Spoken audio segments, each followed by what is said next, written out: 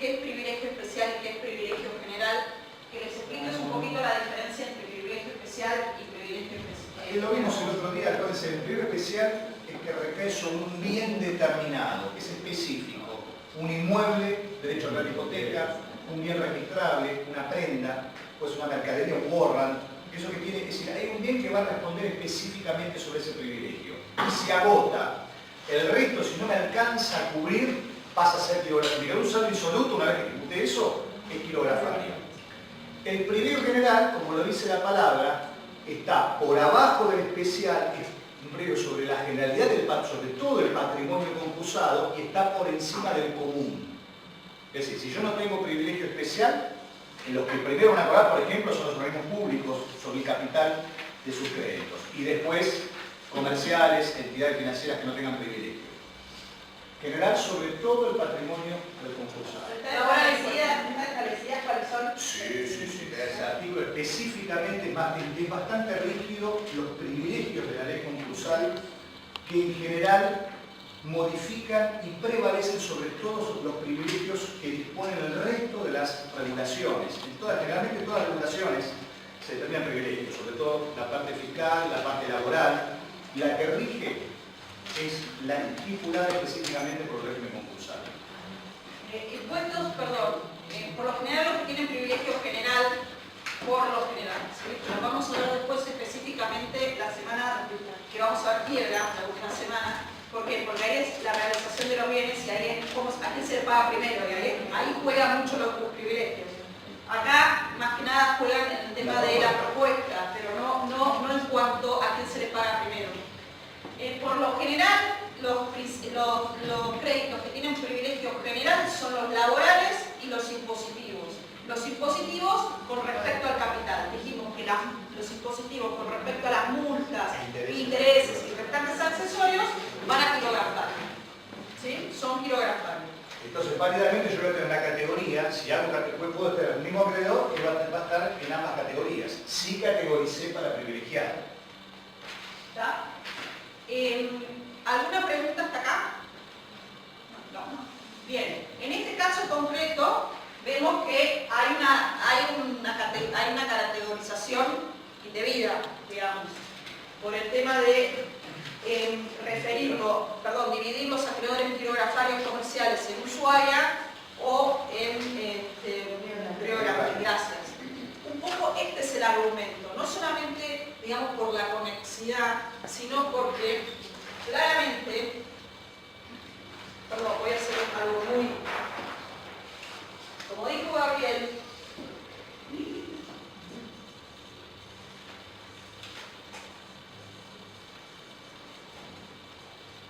hago X propuesta, no me voy a meter ahora en el contenido de la propuesta. Y si acá son 20 personas, dividido después vamos a ver el capital, y acá son 5, y yo quiero probar a uno de acá. Y con los 4 restantes consigo las personas y consigo el capital, así lo divido en la categoría, lo divido por 2. Esto es lo que el síndico tiene que prestar ojo, porque acá es donde los concursados hacen la diferencia. Acá, en la categorización y en la propuesta. Y la categorización aparece a veces que no se nota y se nota después en la propuesta. Lo van a ver con el caso de especificación de los créditos que eran en moneda extranjera. ¿Ah? Fíjate la conclusión que sacaste recién con respecto y después qué pasa. Bueno, vamos al caso número 3. El 3. Perdón, este ejercicio No, lo vamos a ver después del 4. Si cambiamos el orden. Este ejercicio que ustedes ven, para el abogado concursalista que asesora al concursado y que es bueno en esta materia, esto lo maneja así. Lo maneja así apenas obtiene el informe del 35 del síndico, porque por lo general el juez, salvo casos muy excepcionales, no se aparta del informe del síndico. Entonces, mientras antes tenga sabiendo quién es el pasivo, antes puede empezar a hacer cálculos para capital y para personas. ¿Sí? Entonces, esto hay que hacer un ejercicio, hay que tener los ojos puestos en esto. Y sobre todo requiere requiere el abogado, mucha información del equipo contable y del empresario, cuál es la relación que tienen con los acreedores, hablar si merecen una categorización, una clasificación, agrupamiento, lo que fuere. Claro, ahí es fundamental la categorización, porque a partir de ahí se desprende. Exactamente. Pero lo que pasa es que a veces no se ve el proceso, digamos. Claro, pero a veces no se ve el abuso del instituto, del arrendamiento, o el mal uso, no se lo ve en el momento de la categorización, sino que se lo ve en el momento de la propuesta. El caso que hemos tenido ahí muy fragante, digamos, con el tema del extranjero, de que se le ordena especificación convencional y una mayoría, ni siquiera hay una especificación de orden público, como fue la devaluación y demás, ¿no? Perdón. Sí. Bueno, vamos al caso 3. En el mismo concurso preventivo de Materiales Sur fue aprobada por el juez la propuesta de categorización de los acreedores, efectuada por el concursado, descrita en el punto 2 anterior. Se aprobó después. Luego el concursado ofrece como propuesta a la categoría de acreedores quirografarios financieros el pago del 80% del capital de sus créditos en 5 cuotas anuales e iguales, con vencimiento de la primera de ellas a partir de la resolución de la homologación del acuerdo, con una tasa del 15% anual hasta recibirse conjuntamente con las cuotas de capital.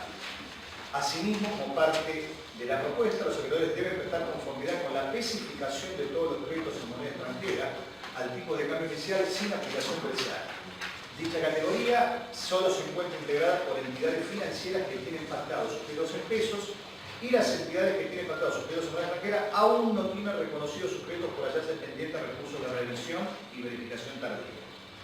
A su vez, con respecto a las categorías de los acreedores quirografarios comerciales que residen en Río Grande, el concursado ofrece como propuesta el pago del 50% del capital reconocido, pagado en 10 cuotas anuales iguales, conjuntamente con un interés del 10% anual, con vencimiento de la primera de ellas a partir del año contado de la resolución de homologación. Como parte integrante de esta propuesta, se quiere que los acreedores percibirán sus créditos en los términos de la propuesta, siempre y cuando sigan comercializando sus productos al concursado por el tiempo de duración del acuerdo. Caso contrario, el pago del capital será del 30% en el mismo plazo e interés ofrecido. Bueno, acá van a ser los magistrados del caso. Primero, ¿qué decisión se adopta con respecto a las propuestas ofrecidas para acreedores financieros? Empecemos por esta. ¿Quieren, a ver, atrás? Con respecto a la primera, que es acreedores financieros. Sí, es muy obvio que lo que quiere hacer es una maniobra para que los de moneda extranjera no estén en las mayorías y que a los que tienen su deuda en pesos no les preocupa esa condición, claro, que tiene ni peso siquiera la no este les caso afecta. pasó y no saltó. Es decir, como dijo la doctora antes, de entrada lo que categoriza a los acreedores financieros parecería razonable. Digo, y aparte, como si yo no estoy atento de que todavía los que están en moneda extranjera no hay ninguno que lo tenga integrado al momento, esto parece se le pasó al síndico y al juez. Igual pensábamos, Sí. en este caso, si ellos no verificaron ninguno de los de moneda extranjera, Sí. o sea, no hay opción de que estén... No, pero lo que sí acuérdense que una vez integrados al pasivo, que tengan reconocidos sus créditos, inmediatamente van a pasar a integrar, es decir, la propuesta... Tal cual, no, por eso, pero de qué otra manera podrían estar en el acuerdo, o sea, en este caso particular no estaría nunca. No, seguro. O sea que ellos, esa propuesta, si la categorización era moneda extranjera y moneda nacional, todos juntos, Sí. no existiría otra propuesta distinta si los hubiese categorizado en moneda nacional y extranjera, porque los de moneda extranjera no existían al momento Está bien, del no, acuerdo. pero yo puedo dar pautas de categorización. Volvemos al tema original de categorización.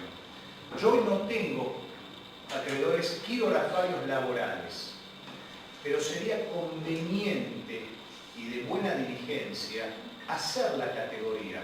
Hoy prácticamente no hay. Hay muy pocos, prácticamente no existen los rubros que sean quirografarios para los créditos laborales. Casi todo es privilegiado especial y general. Pero sí me puede renunciar un acreedor laboral. Y si me renuncia, es obligatoria la existencia de esa categoría. Puede renunciar hasta el 20%. Y después vamos a ver hasta qué momento se puede renunciar. Entonces, bueno, Yo previendo que van a ¿por qué? verificar. Porque si mañana vos no tenés una propuesta que incluya, te puede pasar que los créditos, que tengas créditos que que de la naturaleza del crédito no tengas ninguna categoría y que sea reconocido tardíamente. ¿A qué categoría va ese? ¿El tardío o el que está en revisión que hoy no tiene ni crédito ni privilegio? No es acreedor. No es acreedor, pero sé que mañana lo puede hacer y que en realidad no se lo dieron porque no había prueba de entrada, pero después de todo el proceso de conocimiento, de debate, el concursado sabe que va a perder ese juicio y sabe que le van a reconocer. Entonces, es de buena técnica preverlo, el abogado, contador, a ver, ¿en qué categoría? Es decir, hay una categoría para el caso de los que vengan tardíamente y es conveniente. De alguna manera, porque sé que acá la propuesta está. Pero, perdón, sí. ¿se pondría esa categoría y no se pondría nada? Sí, porque Porque eventualmente. enunciada. Claro. Lo que pasa es que sirve para incluir los que vengan tardíamente.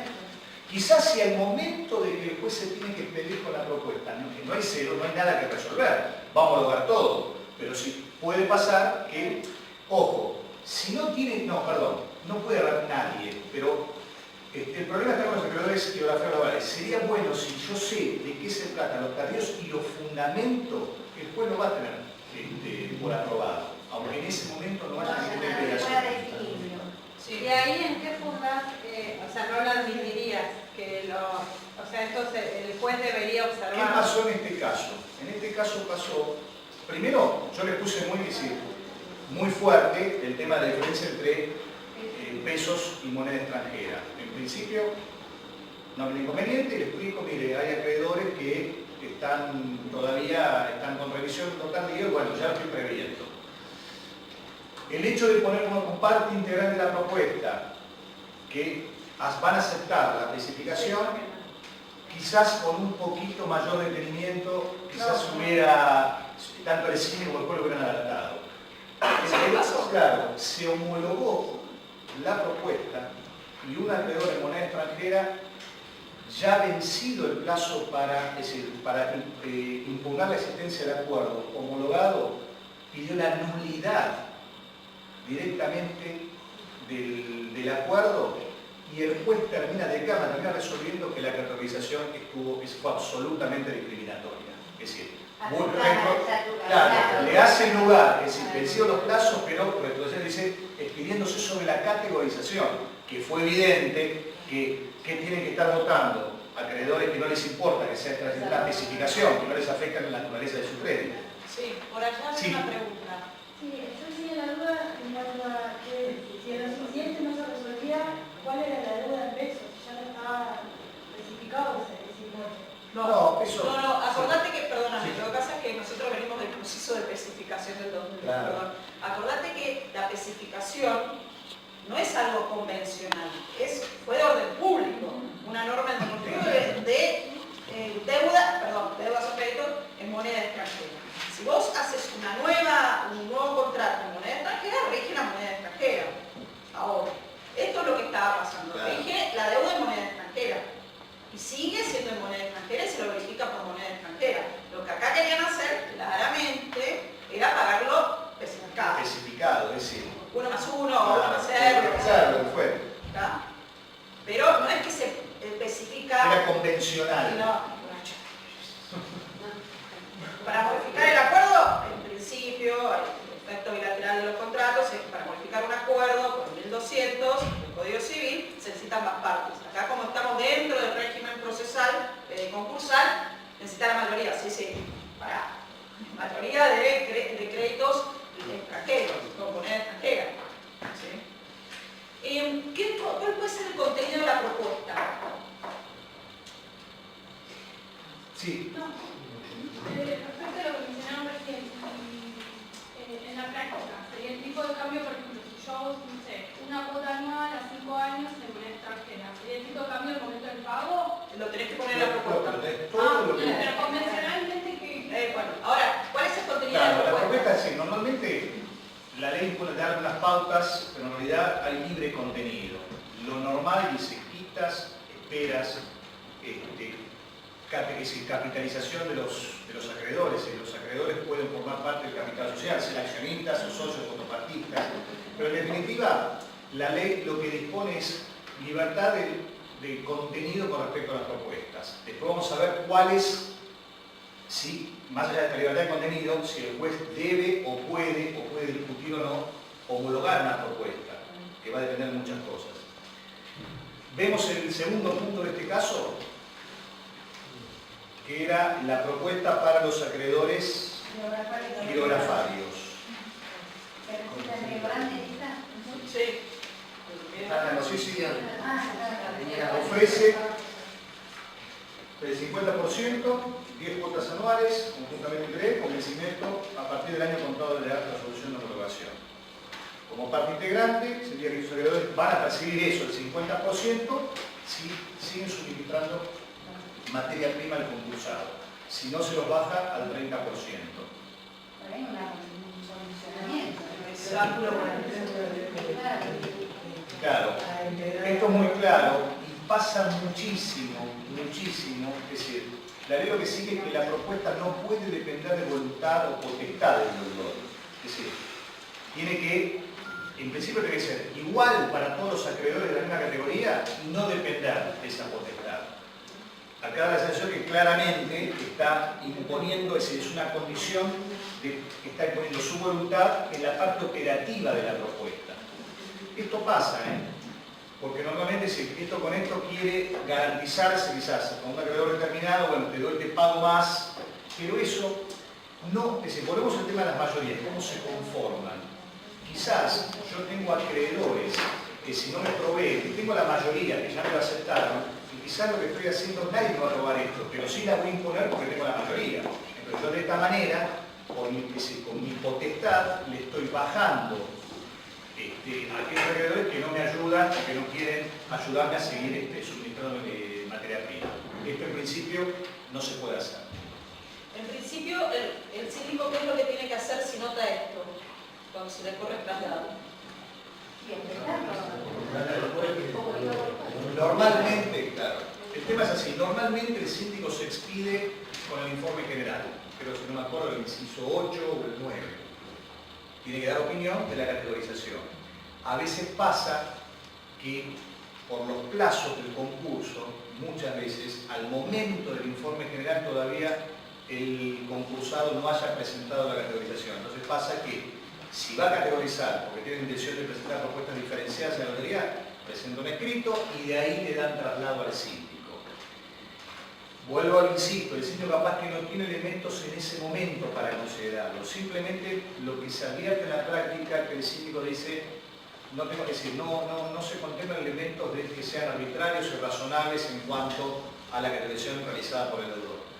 Y la verdad, la mayoría de las veces están las mínimas legales. Con lo que sí, quiero volver al anterior con el tema de es decir, la categoría de acreedores fiscales. Estaban todos los organismos reunidos en una misma categoría. Ya vamos. ¿Qué hace frente a esta propuesta que es discriminatoria? Digamos que es discriminatoria. Porque la categorización dice, no veo elementos discriminatorios, ni que se viole la ley, está todo pipí cupi. Entonces, recibe la propuesta. Supongo que se le pone por lado, ¿o no? No, estamos hablando de la propuesta. Sí, bueno.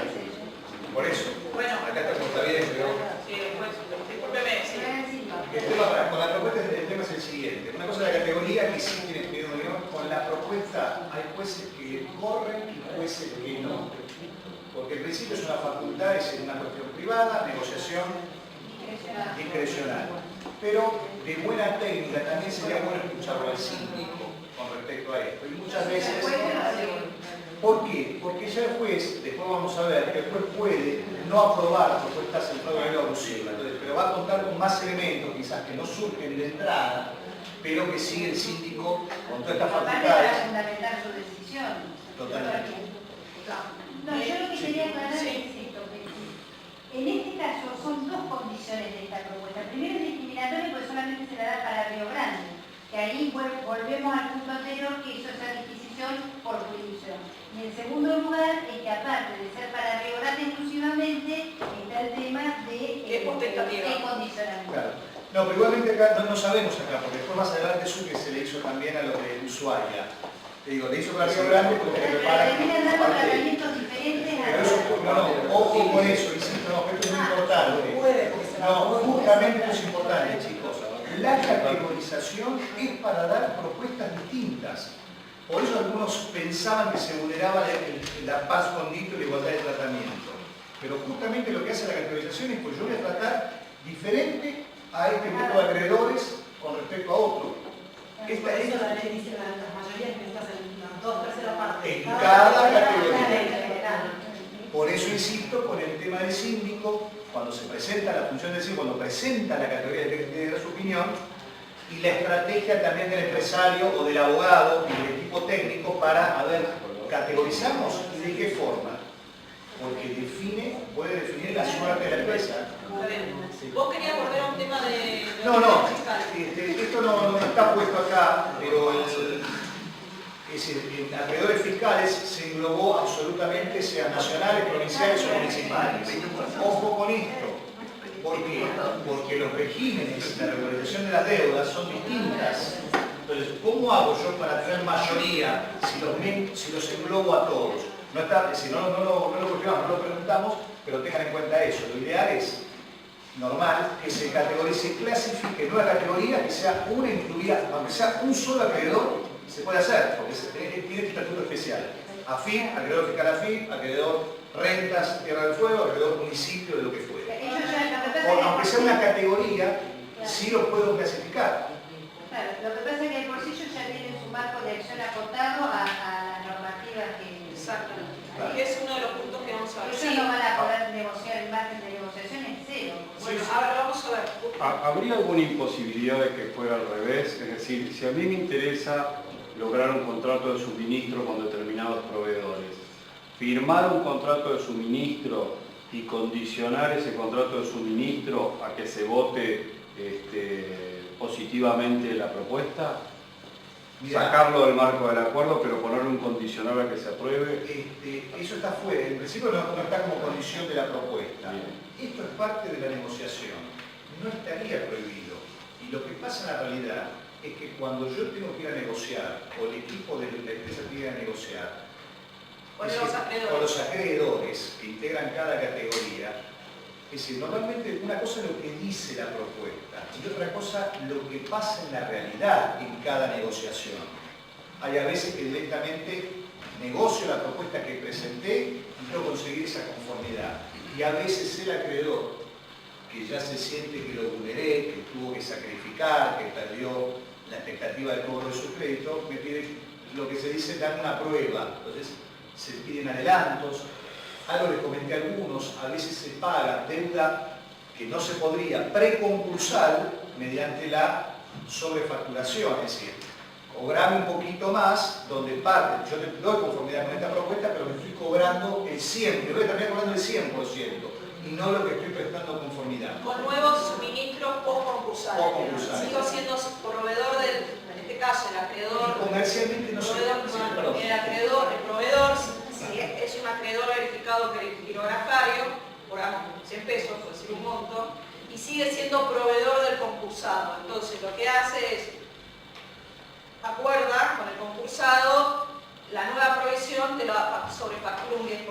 Con ese 10%, a medida con cada nueva factura que vas haciendo, cada nueva provisión, te voy pagando el crédito totalmente prohibido. Totalmente prohibido. Seguro. Totalmente prohibido. Pero es la forma que sucede en la práctica, desafortunadamente, totalmente prohibido. Totalmente. Exacto. Totalmente prohibido porque estamos justamente el tema es de la propuesta cómo vas a pagar. Y no puedes darle preferencia a uno sobre otro. Algo importante. Si están todos en la misma categoría, en el mismo nivel, la par con título crediticio y todo lo demás. La propuesta sí o sí se tiene que presentar 20 días antes de que vence el periodo de exclusividad, ese periodo donde yo estuve negociando. En realidad es un requisito formal, sobre todo si tengo categorías. Si yo no presento esa propuesta 20 días antes, después, aunque no sea la que vaya a homologar, porque se puede mejorar, se puede pactar, es decir, después se va a homologar la que última que se presente. No presento 20 días antes me decretan la quiebra por esta falta de cumplimiento. Y los síndicos a veces tienen que estar atentos porque a veces puede pasar que un llamadito o algo, a veces se les pasa a los letrados, porque como no lo ven un requisito sustancial, porque en definitiva yo presento uno para cumplir, pero después estoy negociando. En definitiva, lo que voy a traer las conformidades, la propuesta me la va a definir el acreedor. Pero esto es verdad. Es decir, la propuesta por el acreedor o grupo de acreedores que estoy negociando. Entonces, cuando yo negocie determinadas cosas, ahí presento la propuesta porque ya en general ya tengo la conformidad o ya tengo las mayorías. Y se puede modificar, se presenta 20 días hábiles y hasta el día de la audiencia informativa es el último momento que se puede modificar. Es el último, es decir, es el día final, el vencimiento para modificar la propuesta. Ahora, si no se presenta, tiene una consecuencia. Si no presento 20 días hábiles, a ver, ha pasado de que los jueces, se supone que sí, cumplen estrictamente con lo que dice la ley y a veces, teniendo en cuenta las consecuencias del acuerdo de unidad económica, la empresa que se trata, las consecuencias que puede traer la quiebra, a veces podemos modificar esta rigor formal. Pero hay que tener en cuenta que hay que presentarlo 20 días hábiles. Vamos con el cuarto. Vamos con el cuarto. Si no, se nos va a ir un tiempo. El cuarto. En el mismo concurso preventivo de Materiales del Sur, Materiales Sur S.A., fue aprobada por el juez la propuesta de categorización de los acreedores propuesta por el concursado, descrita en el punto 2 anterior. La categoría de acreedores quirografarios comerciales residentes en Ushuaia del concurso preventivo de Materiales Sur S.A. se encuentra integrada por 5 acreedores que representan el 100% del capital en dicha categoría. La propuesta de acuerdo para dicha categoría formulada por el concursado consiste en el pago del 70% del capital reconocido, pagadero en 4 cuotas anuales e iguales, conjuntamente con un interés del 15% anual con vencimiento la primera de las cuotas a los 10 días dedicada a la resolución de homologación. Cada acreedor detenta el 20% del capital computable a efectos de obtener la mayoría del capital para el acuerdo. El concursado acompañó al expediente las conformidades por escrito correspondientes a 4 de los acreedores, siendo uno de ellos el hermano del presidente de la sociedad concursada, que adquirió el crédito que fuera verificado por contrato de cesión celebrado con el presidente, que también es accionista del 8% del capital social de la concursada, con una anterioridad de 9 meses de la fecha de presentación del concurso preventivo de Materiales Sur S.A. Bien.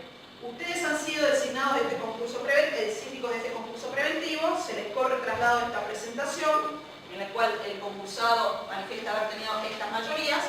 ¿Qué deciden?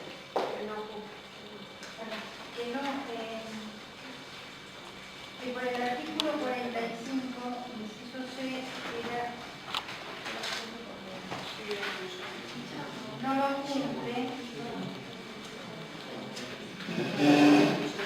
Porque acá hay un tema de...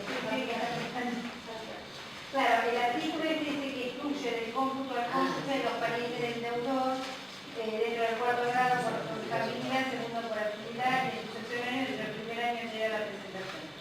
Entonces, teniendo en cuenta ese impedimento, no hay mayoría. ¿Qué pasa? Perdóneme. Sí. Yo no soy pariente de la sociedad. ¿Cómo? No soy pariente de la sociedad.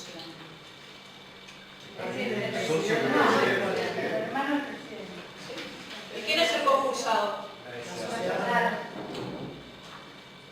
Pero en el mismo artículo habla de una sesión. Porque la sesión es con respecto a pariente.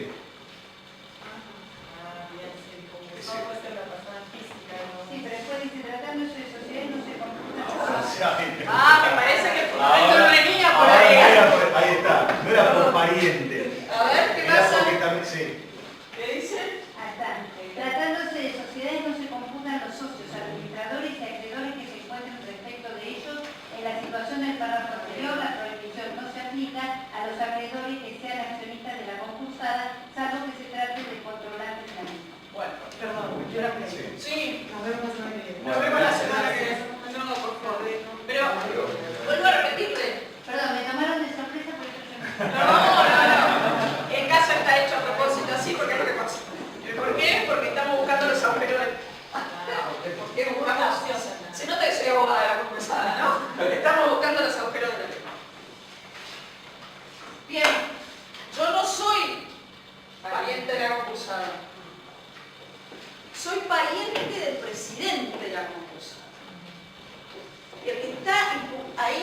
entrará excluido, ¿quién es? El presidente, el socio. ¿Se acuerdan que Jorge Basile les comentó en la última clase, cuando hay un dividendo, o que uno de los que tienen los créditos son los presidentes o los accionistas, tratan de cederlos antes de presentarse en un concurso para poder votar? ¿Se acuerdan? Lo vimos la semana pasada. Sí. Es por esto. Porque si no, no voto.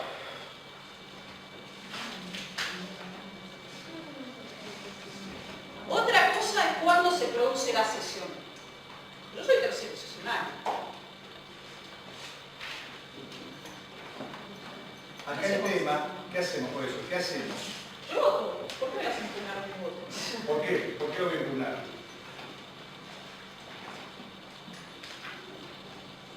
Porque es claro, es decir, aquí es claro, que alguien que estaba absolutamente... No es claro nada. Bueno. Yo voy haciendo lo que dice la ley, me lo permite. Está bien, pero es evidente que, para mí, en este caso, voy a tratar de acreditar, es evidente que fue el solo efecto de beneficiar indebidamente por la parcialidad que tengo como hermano del presidente que se presentó al concurso con la propuesta. Es decir, mi interés no es un interés legítimo, así que la excluyo del voto al hermano del presidente. Pero después de que se sucedió dentro del año anterior a la... Claro, pero está dentro del año. No, pero está excluido. Claro. Está expresamente excluido. Y sucesionarios con respecto Dentro del año, dentro del año. dentro del año anterior a la presentación. Si hubiera sido 13 meses, no tenemos nada que decir. Pero lo que... A ver, exactamente. Acá hay doble fundamento, perdón, los hacemos a propósito justamente. Es obvio que, digamos, por la parcialidad también hay que ver la sesión como se hizo, si el presidente votó en esa sesión que se hizo justamente porque también actuó en interés contrario, porque tiene un interés contrario con respecto al de la sociedad concursada, cuando se dio y demás. Entonces, se puede atacar por esa parte. Y además acá porque la sesión, cuando se produce dentro del año, se considera que es inválida para la ley. Es una presunción iure de iure, digamos. No admite prueba en contrario. Disculpen los latinazos, a veces que se me van. No admite prueba en contrario. Si nosotros organizamos bien el concurso, como hay veces que pasa, y se hacen las sesiones con fechas antedatadas, y se consiguen a veces, desgraciadamente, que los escribanos me antedaten la fecha, lo hacemos con 13 meses. ¿Sí? Hay Y otra ahí es complicación. válida, perdón. Y ahí es válida la sesión. Obviamente no voy a poner al pariente del presidente. ¿Sí? Se pone a un presidente. Bueno, los accionistas acreedores sí pueden votar, siempre y cuando no sean controlantes de la sociedad. Que en realidad, ¿Qué es el controlante? claro, el controlante, si la ley lo que prevé acá es el control de derecho, es decir, el control que por la posición, por la tenencia accionaria de la cuota parte, es lógico por el interés que pueda tener el contrario. Pero en realidad es decir, lo que se le critica a esta norma, que también se debería excluir a los controlados también, aunque los acreedores que sean accionistas pero que están controlados, porque también hay una parcialidad o tiene un interés diferente.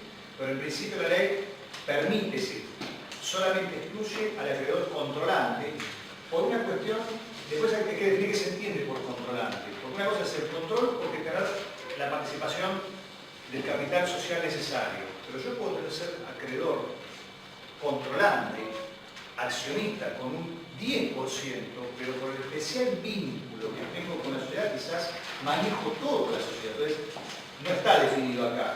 Frente al caso específico, hay que hablar. Si realmente hay una posición, ponemos el tema de posición dominante, se puede entender como controlante, aunque mi participación sea menor. ¿Qué es lo que pasa en los hechos? Es decir, muchas veces yo con un 30, un menos o con un 20% en una sociedad absolutamente atomizada, quizás tengo el control y tengo el poder de dirigir o definir el destino de la sociedad. Pero en principio, excluido el que es controlante por la participación en el capital social. Hago un paréntesis Sí. acá de dos puntos que me gustaría que converses o se los comentes, que son, ¿qué pasa con la sesión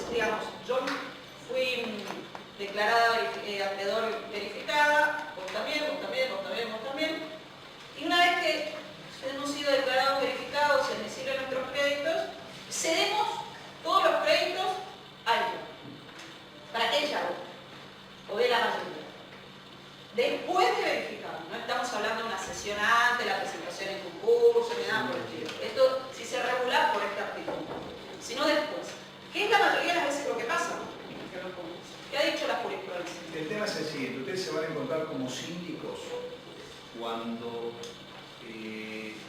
venga el concursado manifestando que obtuvo las conformidades en todas las categorías de la doble mayoría de capital y personas, que no la está prestando el acreedor definido en la resolución del 36 dentro como pasivo, como concurrente en ese pasivo. Es decir, no la estoy prestando a mí. Si no, Perdón, claro. ella, voy a ponerme el burro. Y a veces no solamente eso, Ella. les va a pasar lo siguiente, van a haber terceros que van a acompañar instrumentos de cesión en el cual dice que ese acreedor le cedió el crédito verificado en tal concurso, van a tener varios terceros y a veces van a ver que una sola persona va a representar, va a ser el cesionario de varios créditos. Este es un tema que pasa. ¿Qué hace la sindicatura cuando le corre el traslado y qué termina definiendo el juez? Otro tema que se van a encontrar es que para desinteresar un acreedor que está verificado, se le depositan la totalidad del crédito. Un tercero, no el concursado, está prohibido. Igualdad de acreedores, nadie puede cobrar por causa de otro. Pero viene un tercero, viene la doctora en mi concurso, que no la conoce nadie, y deposita a favor de un acreedor verificado el 100% del crédito. Y pasa y me presta después conformidad con una propuesta una quita del 50%. Es una persona que está pagando el 100%, termina prestando conformidad con el 50%. Vamos al primer punto, el tema de la Eso se cesión. llama, perdón. Pago por subrogación, se llama eso. Es decir, se paga y sustituyo y me subrogo los derechos que tenía el acreedor verificado. Y es un tercero que es el que pasa a tener ese crédito. ¿Puede prestar conformidad? El acreedor, el cesionario, es decir, es decir, el que está votando, prestando conformidad, no es el acreedor verificado. Es un tercero con un contrato legal absolutamente válido de cesión de crédito, que es algo común. Sí, bueno, ¿Qué piensa? ¿Alguno si puede o no puede? Sería parecido al caso anterior. No, porque no hubo pago. Claro, acuérdense que esto es primero. No, me refiero cuando... No, al caso de que estamos hablando de la exclusión por... No, lo que pasa es que eso son las sesiones que se producen antes Para poder de la votar. presentación, antes de la presentación en concurso. Este es un caso totalmente diferente y les va a pasar mucho. Perdón, Sí. las sesiones antes de la presentación en Antes de la concurso presentación. es porque el cedente, la persona que era el acreedor originario, estaba excluido del voto. Si se presenta la empresa en concurso, si se presenta el concursado, está excluido de votar. Una persona física, el cónyuge, no puede votar, entonces se lo cede a un tercero. Para... esa sesión en principio es válida, o sea, está dentro de... La sesión es válida, lo que no es válido es que vote. Que vote. ¿Está? ¿Está bien? La sesión es válida, el crédito puede llegar a ser válido, pero lo que no está permitido es que vote. Entonces, pero esa es la exclusión del voto, desde un punto de vista práctico que se logra que no voten, digamos. Perdón, no voten, no se logre la mayoría. Espérenme. Se excluye el voto. No se lo computa, de 90, digamos, son 100 acreedores, no se lo computa, son 99, el 100% es 99, ¿está? Entonces, perdone, acá no estamos hablando de eso, acá estamos hablando que les va a pasar mucho de que nosotros todos somos acreedores verificados. Y resulta que todos cedimos el crédito a ella, y ella viene a dar el sí, la conformidad. ¿Por qué? Porque ella es la cesionaria, nosotros fuimos los cedentes. Estamos desinteresados. Ya no tenemos más crédito. ¿Está? Entonces, eso pasa mucho, es habitual. La jurisprudencia... Se discute. Esto es un tema de temporalidad, de momento. Primero queremos saber con el tema de las exclusiones que vimos antes. Lo que se discute y se sigue discutiendo mucho si las exclusiones que prevé la ley son taxativas o puede haber casos de exclusión por otras situaciones. Ojo que excluir a alguien afecta el derecho de propiedad. Si yo tengo un crédito verificado, está en mi patrimonio, y hay alguien que me lo quiere sacar, sea un organismo público o sea un tercero. Entonces, lo que se discute primero es la interpretación de las causales de exclusión del artículo 45. Exacto. Entonces,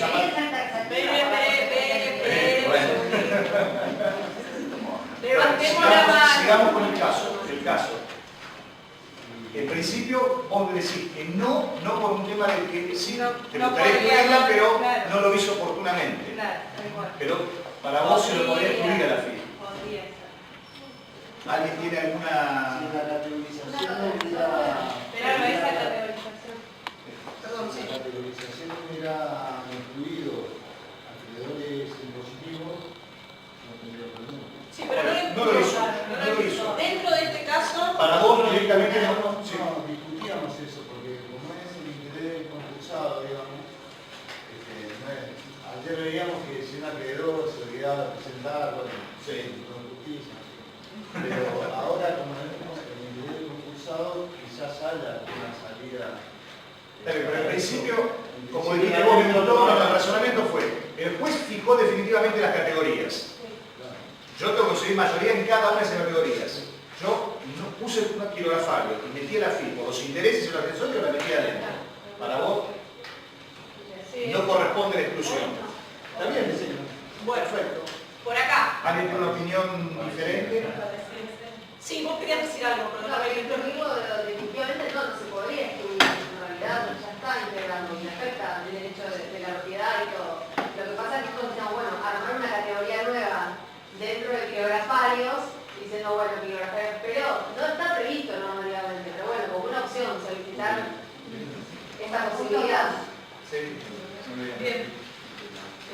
Bueno, les comento lo que pasa en estos casos, que es algo que también, y se lo van a, todo pedido de exclusión que no lo diga la ley, más allá de lo que diga la ley, le van a dar para la sindicatura. En principio se sigue discutiendo si es taxativo o enunciativo, y hay muchos casos donde se ha habilitado la exclusión por varias circunstancias. En este caso específico de la FIP, lo que pasa normalmente es que el concursado lamentablemente temporariamente no lo hizo porque especuló, porque pensó que tenía la mayoría en los kilografarios para imponerle la propuesta de la FIP, que se puede poner y después se dio cuenta que no consiguió la mayoría. Se ha resuelto en algunos casos que se le excluye, directamente se le excluye del cómputo porque tiene un estatuto especial. Fue muy criticado esto y encima cómo está, pues en todo lo que rige a la FIP, el tema de la regulación de los créditos concursales, es la resolución general 970. Y el problema es que la FIP exigía que iba a dar la conformidad después de la homologación de la propuesta. Imposible, es decir, ¿cómo llego yo? ¿Cómo voy a dar la conformidad si yo no necesito hablar? Se modificó eso y hoy en general dice la FIP, que tiene este equipo ya mejor armado del departamento de curso siquiera, dice, señores, venime con 20 días antes del vencimiento del periodo de exclusividad, presentame el plan, el proyecto y yo te voy a dar la conformidad y me vas a pagar en 96 meses con una tasa de interés determinada. Sin quita. Sin quita, por supuesto no acepta quita. Otro tema que se resolvió con respecto a la FIP es, muy bien, los jueces la categorizaron de oficio. A pesar de que es una facultad del concursado, ex oficio la categorizaron. Y acá va con el tema si los jueces tienen facultad de proponer o modificar las categorías, un tema muy discutido. Algunos dicen que los jueces pueden reacomodar. Un acreedor que yo lo metí acá, digo, no, esta categoría está mal. Por ejemplo, el tema de los domicilios. El juez tranquilamente puede decir, mira, la pauta del domicilio, Río Grande, usuaria, no es razonable. Hago una sola categoría, que eso sí lo puedo hacer, pero no crear nuevas. Con respecto a la FIP, recientemente fue un caso que ex oficio la categorizó. Y algunos directamente, señores, si no previó el concursado o no lo dijo en aquel momento o lo planteó oportunamente, a la quiebra, no conseguiste la conformidad de la FIP. ¿Pero por qué es el tema?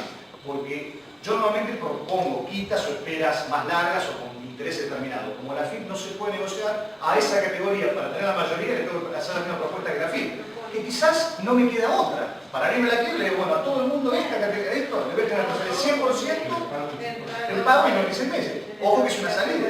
Pero muchas veces hay especulación del concursado con respecto a pedir la exclusión. ¿Y qué pasa? Acuérdense cuando comienza a correr el periodo de exclusividad, cuando tengo la resolución de categorización. Entonces, Cuando el juez me da ex oficio, de oficio me da una nueva categoría, ¿qué hace el concursado? Y se aprovecha, ah, hiciste una nueva categoría, extendeme nuevamente el periodo de exclusividad para negociar. Se plantea, por supuesto el juez le dice, pero yo te lo fijé el periodo de exclusividad cuando fijé la ficha informativa cuando había el concurso. Entonces, de hecho, ya lo usó. total, sí, pero ojo que ese plazo comienza a correr cuando el juez dictó la resolución. A los 5 días o notificado al Ministerio de Ley la resolución de categorización. Pero si el juez se excedió en sus facultades porque quiso, che, te estoy ayudando, mirá que te estoy sacando la FI, para, el concursado se enoja y dice, no, pero yo la quería acá adentro, que sí, pero me está diciendo, no, porque pidió la exclusión. No te estoy ayudando para que vos puedas negociar tranquilamente la FI y encima que prórroga nuevamente el periodo de exclusividad, pasa. Los 3 casos se dan, se excluye, se la categoriza, el juez la categoriza en el oficio y directamente al piste. Bueno, otros temas, sí, no. No, y aparentemente habría que ver los números, cómo está conformado el pasivo, pero Sí. si un 40% de kilografarios es multa en intereses, ¿cuánto será el capital que está en No, intereses? acordate que al poner 40% lo que te está diciendo es que la FIP está decidiendo el concurso. Porque vos necesitas 67 o 67. Si la FIP representa el 40%, si el juez no te hace lugar a la exclusión y no le vas a ofrecer al resto el 100%, quiebra, salvo supuestos detalles. Pero por eso el tema, la importancia de la categorización, el análisis, todo lo que hay que hacer en aquel momento. Otros temas de exclusión, si bien es cierto que se discute si hay otras causales de exclusión, algunos piensan que tiene que ser un carácter restrictivo, taxativo, me está afectando el derecho de propiedad que me excluyan. Hay varios casos que se han planteado, por ejemplo, con las cuestiones del tema de defensa de la competencia. Jueces han resuelto que en un caso, cuando la actividad hay 2 o 3 empresas que se dedican y una es acreedor de otra, se concursa. En realidad, la otra, aunque le pague, la empresa acreedora, tengo la competencia que lo tengo verificado en el concurso, aunque le ofrezca el 100%, no me lo va a dar porque me quiere hacer desaparecer del mercado. Quiere que quiebre. Quiere que quiebre. Entonces ahí, teoría de abuso del derecho, es el ejercicio abusivo del derecho, ojo que es peligroso, y actores consideran que esto es muy peligroso. ¿Por qué? Porque quizás... Perdón, por la teoría del abuso del derecho es que excluyen del voto a esa competencia, al acreedor competidor. A pesar de no estar previsto como causal de exclusión de la ley. Pero es una resolución.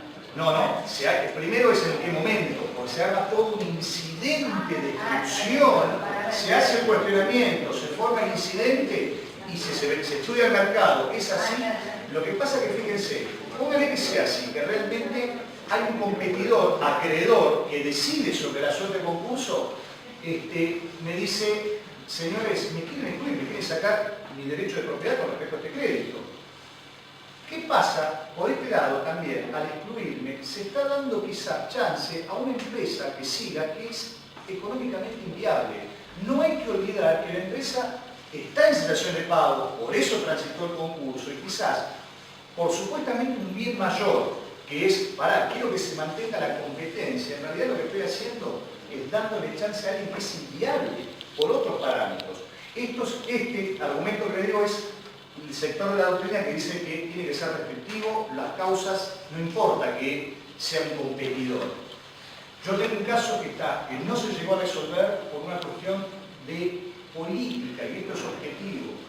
Una empresa con un banco muy importante público, el mayor deudor de ese banco, creo que el periodo de exclusividad fue por 4 años que se extendió. Porque el banco público es el que definía el concurso y tenía todo hipotecado, todo prendado y un crédito kilografario de, no sé, 150 millones. Hablando hace mucho tiempo. La línea del banco, la línea gerencial del banco, le dijo al directorio, aprueben la última propuesta, aprueben, porque si se va a la quiebra no van a cobrar nada, porque con respecto a los créditos privilegiados es potable y hay expectativa de cobro. La presidenta o presidente del directorio dijo, llegamos a un acuerdo, nos dimos la mano, pero quería que firme todo el directorio del banco. Pasaba el tiempo, nos enteramos por la tele que no nos iban a hacer, por la tele que no nos iban a aprobar la propuesta. Inmediatamente iniciamos un incidente de acreedor hostil para que se lo excluya del voto, porque banco público, fondos públicos, no había un interés en su crédito, estaba actuando desde un banco, estaba actuando, una cosa es un banco privado, estaba actuando su propio interés y la motivación era esencialmente política y discriminatoria.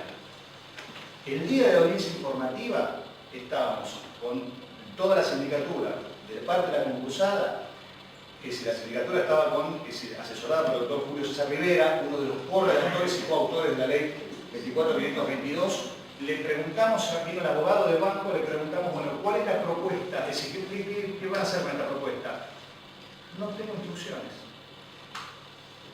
Ahí terminó.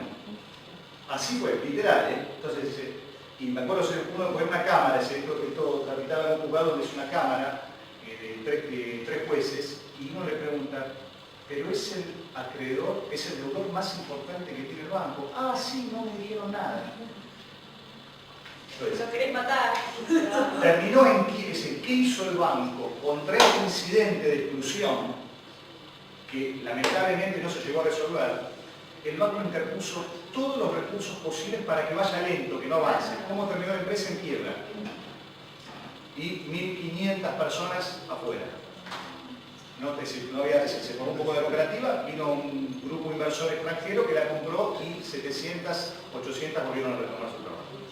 Bueno, lo que quería decir para concluir con esto, hay causales, simplemente define. Fíjate que te hice variar un poquito el tema de si corresponde o no excluir. El problema es que cuando uno excluye por otros temas que no están ahí expresamente previstos, el tema es los tiempos, porque el concurso no puede detenerse, porque si hay que probar y hay que demostrar, me está dilatando. ¿Qué pasa?